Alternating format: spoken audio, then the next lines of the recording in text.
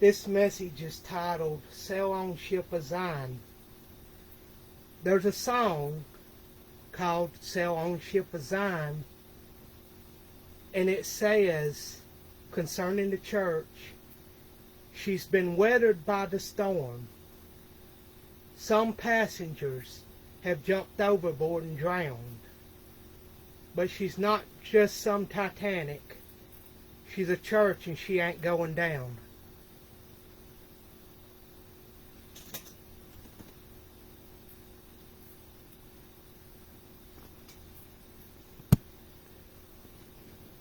Now if we read in Acts chapter 27, starting verse 12.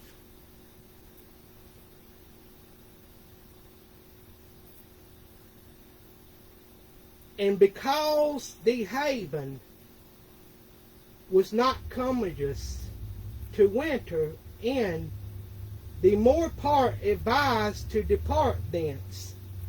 Also it by any means they might attain to Phoenix.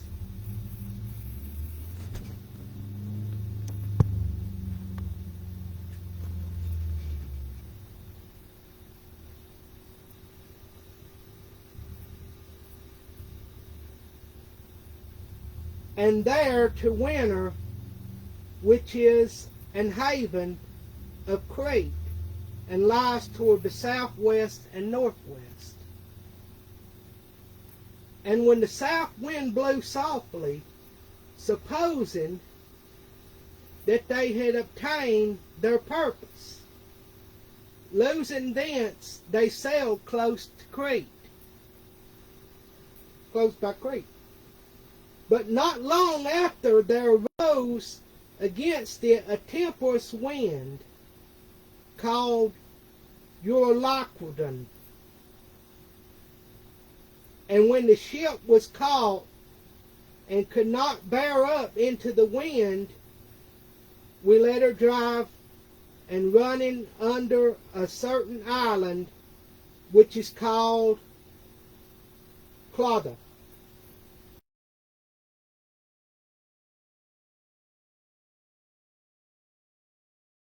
When they had taken up, they used helps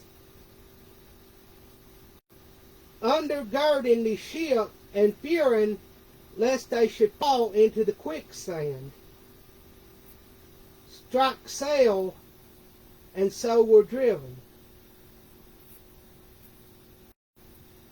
And we being exceedingly tossed with a tempest the next day, they lightened the ship. And the third day, we cast out with our own hands the tackling of the ship. And when neither sun nor stars in many days appeared, and no small tempest lay on us, all hope that we should be saved was then taken away. Sound familiar? Ever since COVID hit, there have been many churches that's closed. Some hadn't opened up since.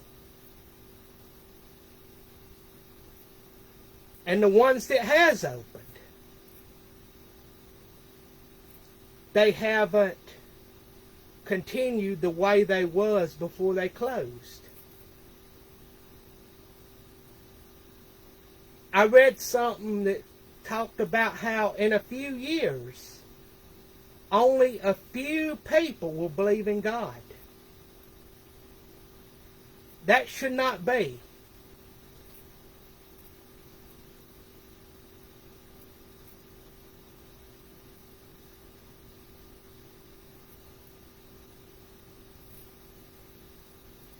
But after a long abstinence, see, they had fasted before they had even set sail. Paul stood forth in the midst of them and said, Sirs, ye should have hearkened unto me and not have loosed from Crete, and have gained this harm and loss. And now I exhort you to be of good cheer, for there shall be no loss of any man's life among you, but of the ship. And there stood by me this night the angel of God whose I am and whom I serve, saying, Fear not, Paul, thou must be brought before Caesar. And lo, God has given thee all them that sail with thee. Wherefore, sirs, be of good cheer, for I believe God that it shall be as it was told me. How about we must be cast upon a certain island?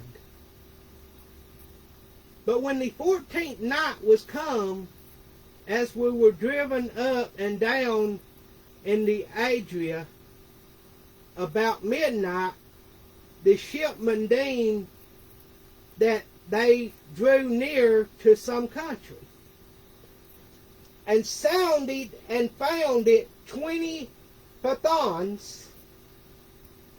And when they had gone a little further, they sounded again and found it 15 fathoms.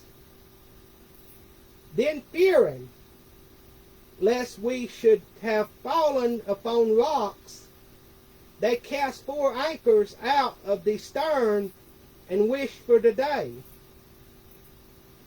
And as the shipmen were about to flee out of the ship, when they had let down the boat into the sea under color, as though they would have cast anchors out of the foreship, Paul said to the centurion and to the soldiers, Except these abide in the ship, ye cannot be saved. They was going to jump overboard. But if they had jumped overboard, they would drown because they was not close enough to land. 1 Corinthians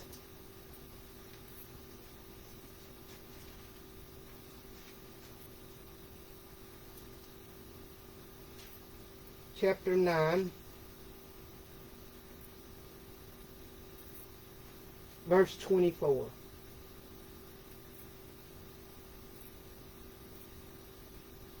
Know ye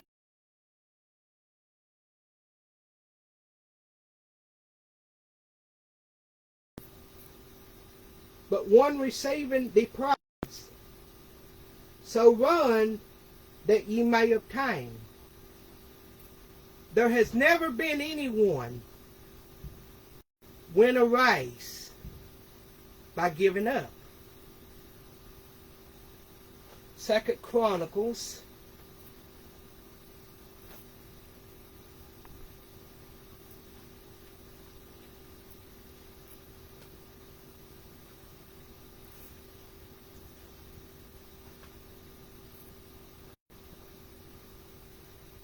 chapter 15, verse 7.